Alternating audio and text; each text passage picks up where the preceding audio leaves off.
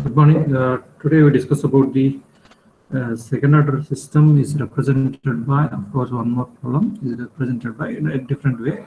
A represented problem represented by Q of S by Pi of S is equal to 1 by Js square plus F into S plus K. So this is the closed loop transfer function. So it is represented like this, and a step input of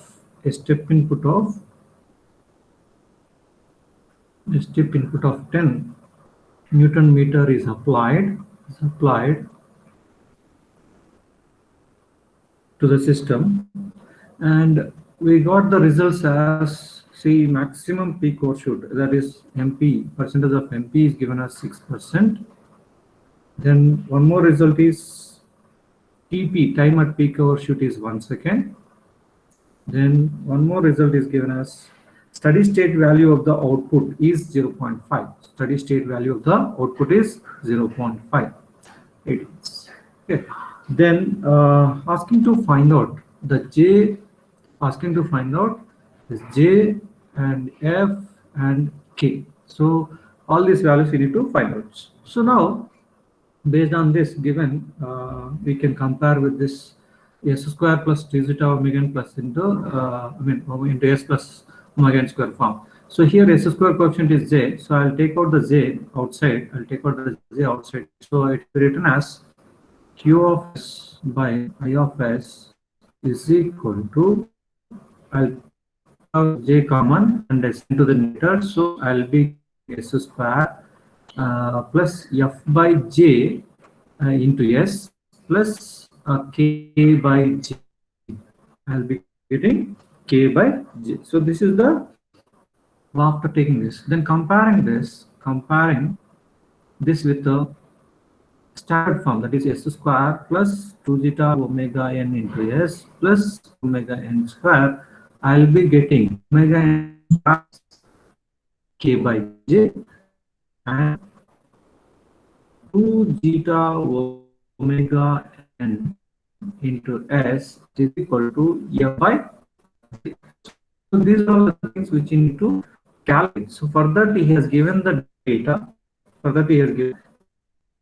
So he has given MP is equal to 6%.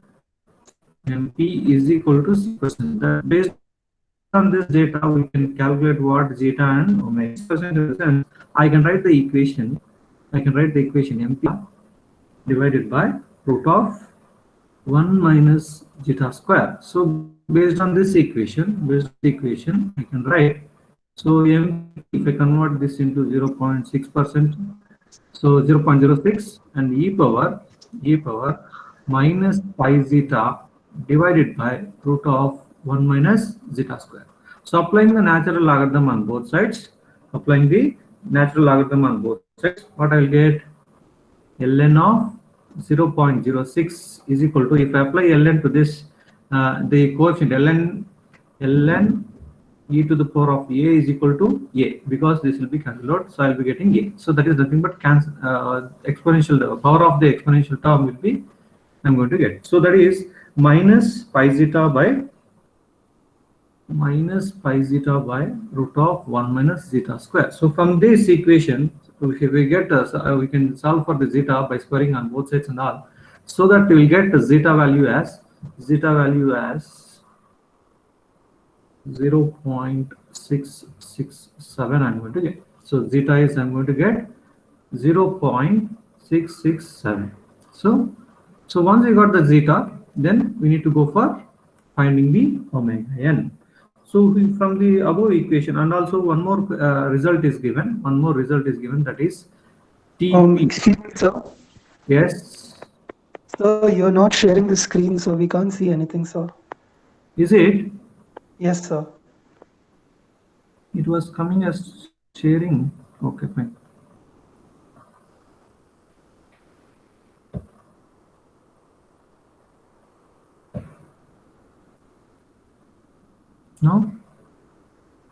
Now Yes, sir. Now it's come, sir. Okay. Is it visible now? Yes, sir. Visible, sir. Right, right. So, so from the second order system, which is represented by Q of S by I of S, which is equal to 1 by J square plus Fs plus K. So in this, if the step input is given as 10 Newton meter, and he has given that results MP, percentage of MP is 6%, and peak time is given as 1 second, and the steady state output is given as 0.5 radians. Based on this data, sorry, you need to calculate the values of F, J, and K values. You need to find out what are the J and F and K values. So for that, if I want to compare this denominator of the closed loop transfer function, I need to have the S square coefficient is 1. So that is why I have taken out the J outside. So if I take the J outside and then send it to the numerator, then I will get S square plus F by J into S plus K by J. So this is now I can compare with this second order system. See, denominator of the second order system. So this is S square plus 2 zeta omega n into S plus omega n square. So after comparing this, I'll get omega n square is equal to K by J, omega n square is equal to K by J, and 2 zeta omega n into S is equal to F by J. So in order to, I'll get the relation like this, but I need to get the zeta and omega n to get the F, J, and K values. Okay. So for that, he has given the data MP value. MP is 6%, so I used the MP equation.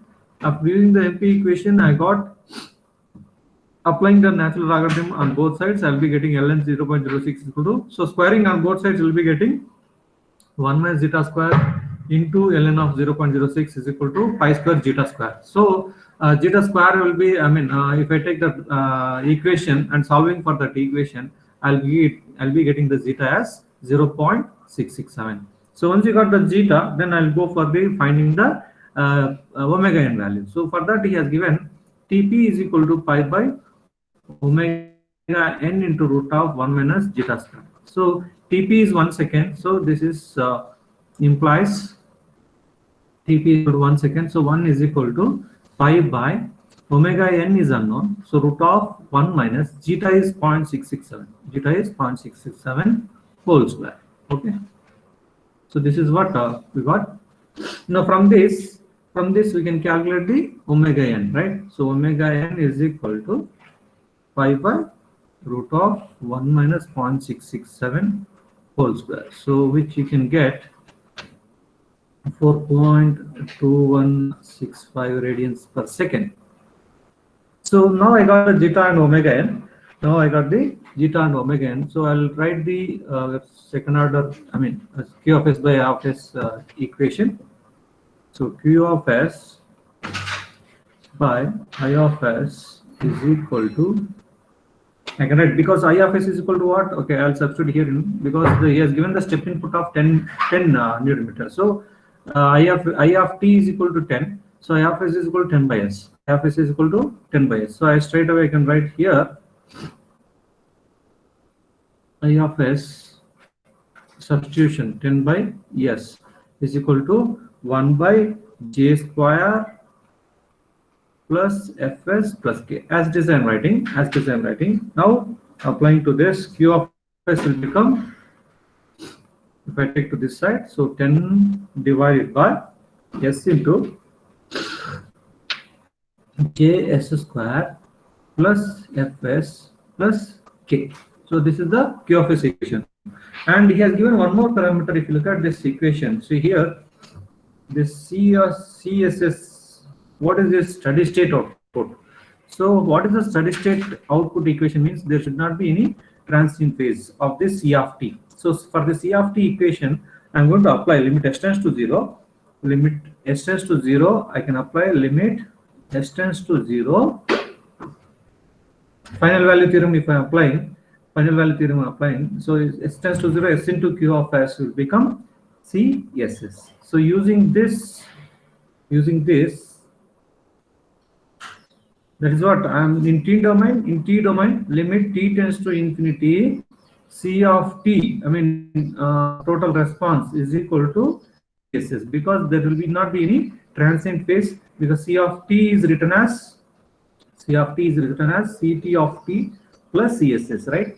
as the time tends to infinity, this term will not be present. So that's why limit t tends to infinity, c of t is equal to CSS. So when I convert this into a S domain, so it will be written as limit s tends to 0, s into c of s is equal to CSS. So that is what I applied here. Okay. Then by using that equation, I can find, so limit s tends to 0, s into, what is the q of s equation? So this is the q of s equation. So this q of s equation 10 by s into js square plus fs plus k. So this is equal to 0.5, which is mentioned as 0.5. So this is and this is will be cancelled out. If I apply the limit s tends to 0, this will become 0 and this also will become 0. So I'll be getting 10 by k. So 10 by k is equal to 0.5. So this implies k is equal to 20 because 0.5 comes to this side. So 1 by 2, so 20, k is equal to 20. So I got one value, that is k is equal to 20. Next is based on the data given. We can go for substituting this equation, and we know that omega n square is equal to which is the equation we have. That initial equation omega n square is equal to k by j. Omega n square is equal to k by j. So omega n is equal to how much? Then omega n is equal to k by j. So omega n is equal to square root of k by j. So I will be getting omega n is 4.2165 whole square is equal to k is 20 by j. So from this equation, I can get j is, if I calculate all this equation, I'll be getting j is 1.1249. So this is another parameter which I have. Next is we can go to the finding the f value.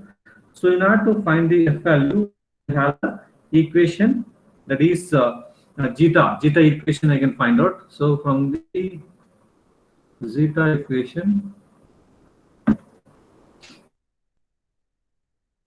n into s is equal, 2 zeta omega n is equal to what we can get, it is f by j, 2 zeta omega. So I know zeta value, I know omega n value, I know j value also. So unknown is f. So substituting that, so 2 zeta omega n is equal to, we have got the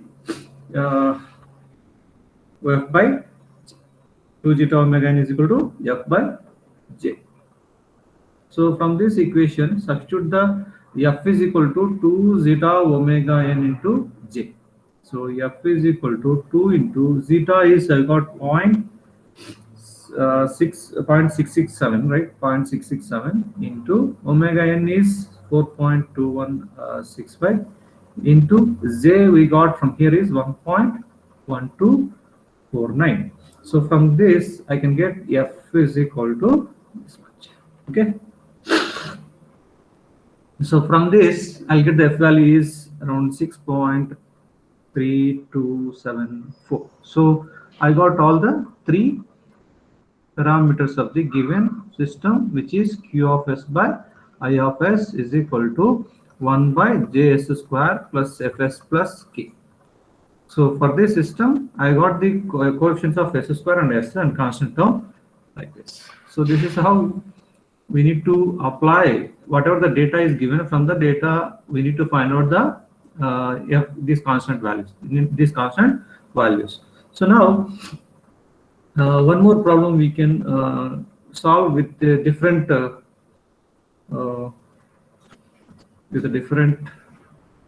approach of this. Here I have given this, and I'll give the time response curve itself, and then finding the time domain specification. Say for example,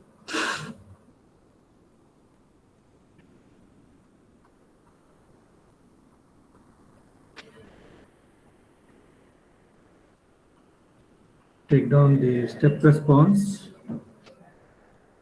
The step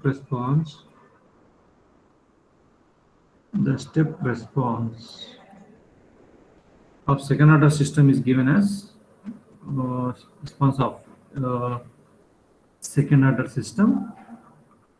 Okay, and the unit step input is taken as, the step input is taken as 2 units. So I need to find out open loop and loop and closed loop transfer functions. We need to find out the open loop and closed loop transfer function and closed loop transfer function. Okay, we need to find out from the this one, assuming unity feedback. So here I'll be giving the curve, the response curve of a system which has the step input of 2, step input of 2. Okay, so this is the problem which is given. So here if I write, this is the step input of 2 and the maximum peak overshoot is 2.5. So, and then this is the peak time is given, so that is 2. So these are the data is given, this data is given, time, and this is the C of t curve. So based on this data, we need to find out open loop and closed loop transfer function of system. So now what data is given? So one is direct data is TP. So peak time is given. So TP is given as, from the graph we can say TP is 2 seconds. And also one more data is given, that is overshoot for this. So if I get the overshoot is equal to 2.5 minus 2. This is 0.5. So if I want to calculate the percentage overshoot, then I'll get 0.5 over 2 into 100, that will become 25%. So this is percentage of MP, which is equal to 25%. So once we calculate this MP, so we have the equation for MP equation. What we have, percentage of MP is equal to e power minus pi zeta divided by root of 1 minus zeta square. So into 100. So in this equation, if I apply, this is 25%, that is 0.25. So 0.25 is equal to e power minus pi zeta divided by root of 1 minus zeta square. So by applying the natural logarithm on both sides, ln 0.25 is equal to ln of e power minus pi zeta by root of 1 minus zeta square. So this power of the exponential term will become this side. That is, as I told you, that ln e to the power of a is equal to a. So by calculating the zeta value, by solving for zeta value, I'll be getting zeta is equal to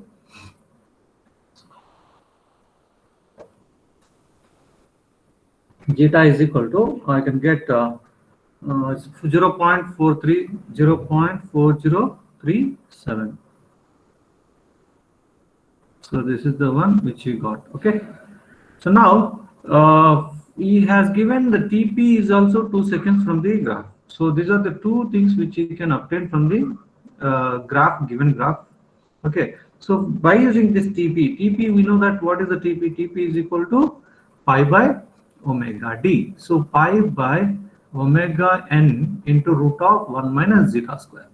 So by using this, I can get the omega n value. So this implies omega n is equal to pi by TP into root of 1 minus zeta square. Substituting all the values, pi by 2 into root of 1 minus 0.4037 whole square, I'll be getting the omega n. So omega n is around 1.7169. radians per second. So this is what we got. Now is asking for, so I have got the omega n value, I have got the zeta value, and is asking for the closed loop transfer function. So standard form of closed loop transfer function is, see here, he is asking for open loop and closed loop transfer function. So we got the closed loop transfer, transfer function equation, that is standard form is C of s by R of s is equal to omega n square by s square plus 2 zeta omega n into s plus omega n square. So from this, I can substitute the values which I have got 1.7169 as omega n, and s square plus 2 into zeta is 0.4037 into 1.7169 into s plus omega n square is nothing but 1.7169 whole square. So this is the second order system, standard form of second order system, just substituting the values so that we can get the closed loop transfer function according to the question. So now C of s by R of s is equal to, if I take this calculation, I'll be getting s square, 2.9478 divided by s square plus 1.3862 into s plus 2.9478. Okay, so this is the C of s into R of s. Now I have to get, so this is the closed loop transfer function according to the question which is asked, closed loop transfer function which you got. Now I need to get the open loop transfer function. Open loop transfer function I need to get. So from this C of s by R of s only, if I write in the form of g of s by 1 plus g of s into h of s, then I'll be getting this two terms. Here it is 1. How many terms are there here? So 1, 2, and 3 terms are there. So 3 terms I have to make it to 2 terms by making this term as constant. This term as constant, that is divided by the same term, I'll be getting 1.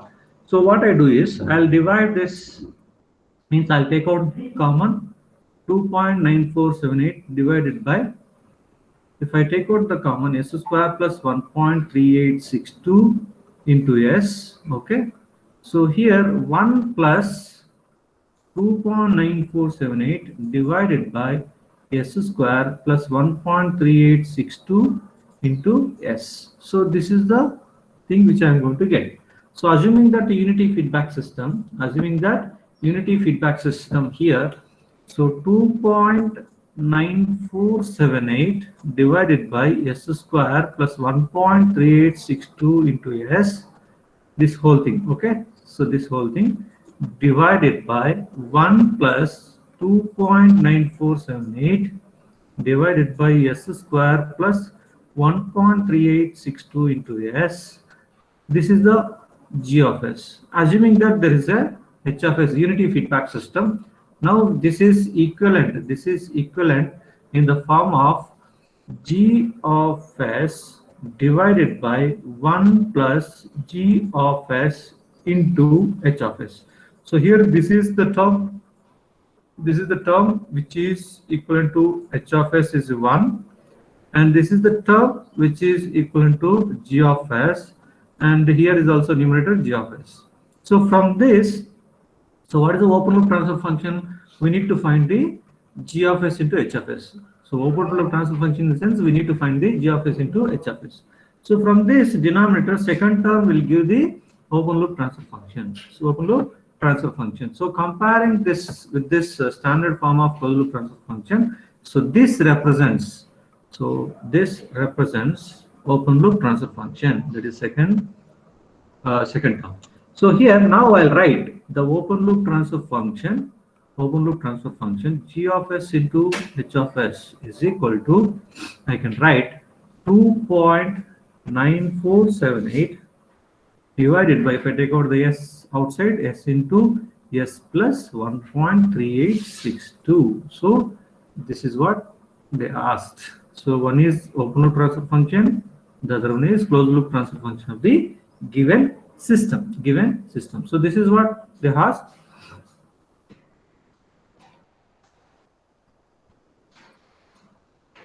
Okay, right. So now these are the different varieties of the transient response which you can get. Now we'll move to the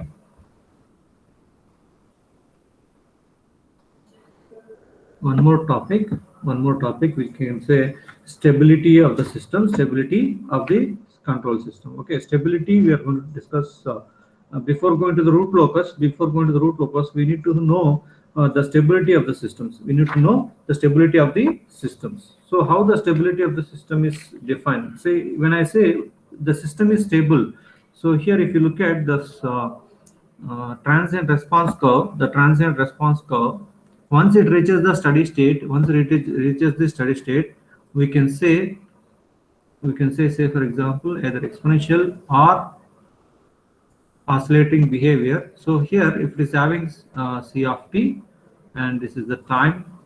So as the time tends to infinity at this from this particular point, so here from this particular point, it is steady state. It is steady state. So a system is said to be stable, means stable in sense from this point, if you give the input, to the system, so it gives the bounded output. If it gives the bounded output for the any value, if you give the input to this system, because it is now a stable system, but steady state, it reaches the steady state means it is a stable system. So a system is said to be stable if its input, I mean if its output is bounded, means which gives the value. Bounded means which gives some value, unbounded means which gives the infinite value, so bounded means for the bounded output, if it gives the output is bounded for any bounded input within the region of boundary. Okay, so this stability, we can have two types of stability. One is the absolute stability and relative stability. Of course, unstable systems we can have. So in a simple system, say for example, if you take a ball like this and then keep the ball here, so it means that this is going to be a stable in it, so it cannot move any this thing. And if you take this system is like this and then you are trying to keep the ball here, this is a unstable system. So some of the systems which is in the flat surface, if I trying to keep the ball, so it will not be stable, so it will be keep moving like this. So this is called as marginally stable system. So absolute stability in the sense, absolute stability. So what is meant by absolute stability in the sense, this absolute stability is nothing but the whether system is stable or unstable. So this is condition whether the system is stable, it is a absolute stable you can say. And relative stable is nothing but it is the measure of how the, I mean with respect to the other. So it is the quantitative measure of how stable is the system. It is a quantitative measure of the how the stable system is, so that is what we can say relative. So and some of the terms which you can use in this uh, concept of stability is, I will give this stable system. One is, these are the terms which are going to use stable systems. What is meant by stable systems? As it discussed, for any value bounded input, if it is going to give a bounded output, then we can say it is a stable system. So for bounded input gives bounded output, then we can say it is a stable system. Then unstable system is one more parameter which here used in this. Unstable in the sense a system is said to be unstable when, if for the bounded input, if it gives the unbounded output. For a bounded input, if it gives the unbounded inputs. So for bounded input, if it gives unbounded output, then we can say it is unstable system. So next, third one is absolute stable. Absolute stable. So where a system is said to be absolutely stable with respect to the parameters of the system if it is stable for all the values of the parameters. If it is stable for all the parameters of the system, for all the values of parameters. And fourth one is conditionally stable. Some of the systems are conditionally stable, mean conditionally stable. So conditionally stable is nothing but with respect to any parameters of the system, if it is, if it is stable only for a certain bounded range of values. If it is stable for certain bounded range of values,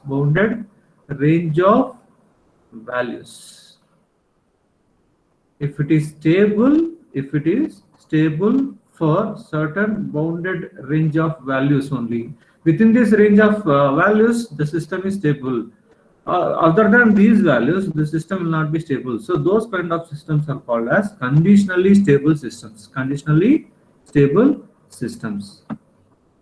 Next is fifth one is a marginally stable system or critically stable system. We can say marginally or critically, or we can say critically stable systems. So what we can say marginally or critically stable system in the sense, if the system is on the verge of, if it is on the verge of becoming unstable, becoming unstable. So here I can explain with the S-plane. Of course, I can explain the S-plane.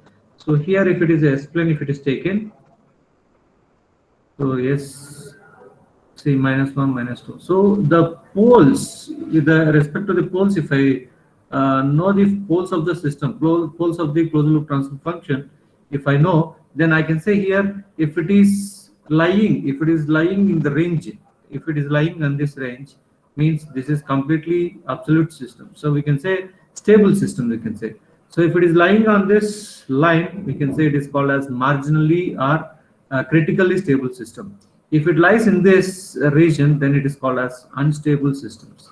So marginally critically unstable system is nothing but on the verge of becoming unstable, means for the value of changing the system gain k, the S will changes and move towards this right hand side. So when it is trying to move, the variation in the parameter system gain k, so the poles will be moves from this side. So that is why it is called on the verge of becoming unstable. That is what you can call as marginally or critically stable systems. Next one is relative stability. Relative stability, as we told that it is the measure of degree of stability, how stable is the system. So relative stable is going to find out how stable the system is.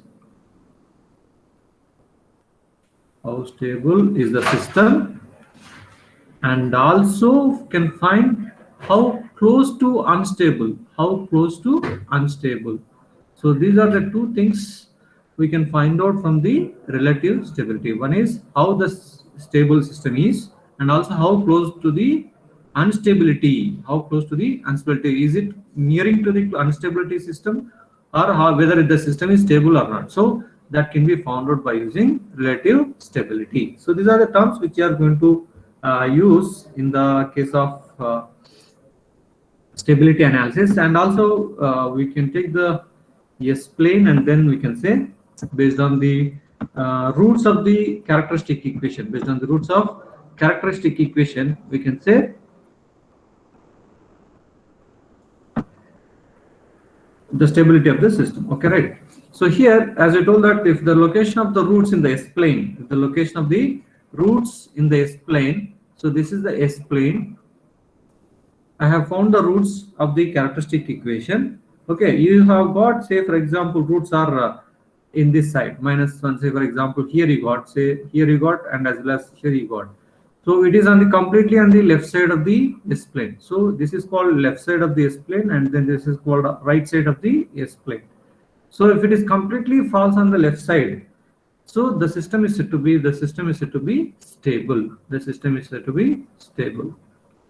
Similarly, if I use the complex conjugate, if I have a complex conjugate, say I have a complex conjugate roots, which is lying on the right side only, which is lying on the right side. So here is a pole which is represented with complex values, that is -1 plus j.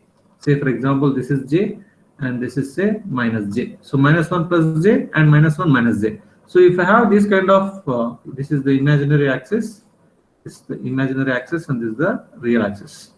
So in this, if you look at this, it is also lying on the left hand side of the S plane. So we can say the system is stable, but the roots are complex conjugate. So even the roots are complex conjugate, because it is lying on the left hand side, so we can say the system is said to be stable. And similarly, the roots, if I got the roots on the right hand side, say if I have like this on the right hand side, as I told, that right hand side, if it is moving, then it is unstable region. This is the unstable region, this is the stable region, this is the marginally or critically stable region. So here, if I have two poles on the right hand side, we can say the system is unstable in this case. Okay. Similarly, if I take one more, which is complex conjugate on the right hand side. So whatever the root is you got on the right hand sides, if you get right hand sides, the system is always said to be unstable. So see, look at the roots which are falling on the left hand side. So here and here we can say the system is stable system. So if I know the roots where it is located, roots of the characteristic equation where it is located, based on that I can say it is a stable or unstable systems. Okay, so roots of the characteristic equation is very important. Now, so one more, if it is on the line, we can say of course we can say the repeated roots, and we can say repeated and non-repeated. So if it is having the repeated roots, means repeated roots, I have got j omega twice, j omega, two roots are there. So this is what we can say j omega comma j omega. So repeated roots, very, very important here. The repeated roots, if I got repeated complex conjugate roots, repeated, and s square is equal to, say for example, s square plus or minus j, and also I got one more equation, s square plus or minus j. There are four roots which is equal to s is equal to plus j omega, and s square plus, I mean square is equal to root minus 1. Say s square is equal to root minus 1, then s1 comma 2 is equal to plus or minus j omega I'm going to get. So here also, if it is minus root of minus 1, s square is equal to root of minus 1, s is equal to plus or minus j I am going to get.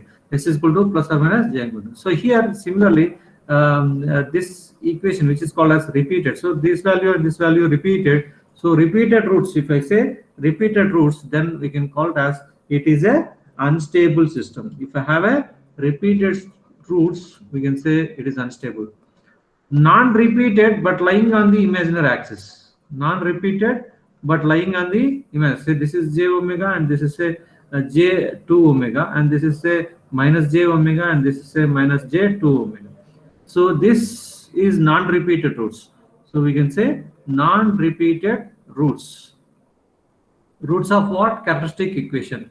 Roots of what? Characteristic. What is the characteristic equation? 1 plus g of s into h of s is equal to 0 is the characteristic equation. So from this characteristic equation, if I find the roots of this characteristic equation, if the roots are falling in this way, means on the imaginary axis, on the left hand side, on the right hand side, then we can say the system is stable or unstable. So with this we can say system stability. We can study the system stability, and these kind of non-repeated roots, the system is said to be marginally stable system. So these are the different types which you can based on the roots of the characteristic equation, we can say the system stability. So what is the characteristic equation which you have known is 1 plus g of s into h of s. So if I know that c of s by r of s, which is a closed loop transfer function, is given. So if g of s by 1 plus g of s into h of s. So the denominator itself is says equal to 0. That will be a characteristic equation. So if the closed loop transfer function is given, you can take the denominator and equate to 0. You can find out the characteristic equation. Suppose if I have given the open loop transfer function, that is g of s into h of s is given. If I have given the open loop transfer function g of s into h of s, okay, if I have given the open loop transfer function, so here in order to get the characteristic equation, add 1 plus, okay, you need to add the 1. So 1 plus g of s into h of s equal to 0. So this will become characteristic equation. So if the closed loop transfer given or open loop transfer function is given, so writing the characteristic equation is 1 plus g of s into h of s equal to 0. Here for this g of s into h of s, we need to add 1 plus open loop transfer function, which is given equal to 0. Then I'm going to get the characteristic equation. So with this, Routh, based on this, once you know what is characteristic, how the stability of the system is studied, then Routh, as one of the Routh is one of the fellow is come out with his own criteria on the stability. So Routh array, he has formed the Routh array. Which is given as a, if I have the characteristic equation is what? Characteristic equation is given as 1 plus g of s into h of s equal to 0. So this g of s, h of s is a polynomial equation. It will become polynomial equation in the variable s. So that I'll represent in the form of, say, a naught into s to the power of n plus a1 into s to the power of n minus 1 plus a2 into s to the power of n minus 2 plus and so on till the last term. So a n into s to the power of n minus 1 is 0, right? S to the power of n minus 1 is 0. So I'll write s power 0. Of course, s power 0 is 1 only. So just to represent s term, here I have written, okay, this equal to 0. So this a naught, a1, a2 and so on an are called as coefficients of the s terms.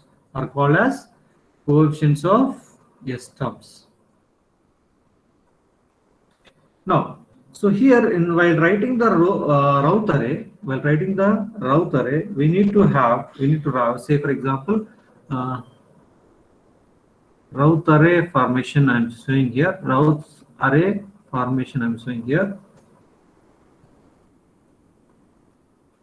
So a naught, a1, a2, a3, a4, a5 and so on. You need to write like this. So first terms, these two terms vertically downward. These two coefficients to be written vertically downward. That is a naught, a1. This is the first row. That is s to the power of n row. This is called s to the power of n minus 1 row. So first row is talks about the s to the power of n row, and the second row talks about the s to the power of n minus 1 row. And you need to write the coefficients vertically downward. That is a naught, a1, a2, a3, a4, a5 like this. Then s to the power of n minus 2. Here we need to find out, because these are the values which are known from the characteristic equation. So these are the values which are known from the characteristic equation. So if I have the characteristic equation, say for example, s cube plus 2s square plus 3s plus 5 is equal to 0. So I know s cube coefficient is 1, here is 2, and here is 3, here is 5. So these values are known from the characteristic equation. But while writing from the third row, that is b1, b2 and b3.